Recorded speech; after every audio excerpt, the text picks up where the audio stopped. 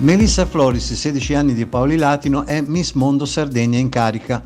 Da sabato la giovanissima partecipante al concorso, che si è classificata tra le prime 25 aspiranti alla finale del titolo, che si è svolta nella penisola, dovrà vedersela con le nuove giovanissime sfidanti. Consiglio assolutamente alle ragazze di fare questa bellissima esperienza perché fa crescere tanto.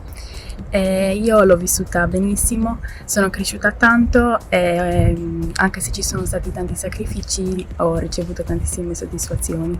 Il sabato prossimo, nella splendida cornice della zona archeologica di Santa Cristina, daranno vita alla prima delle circa 10 serate in programma.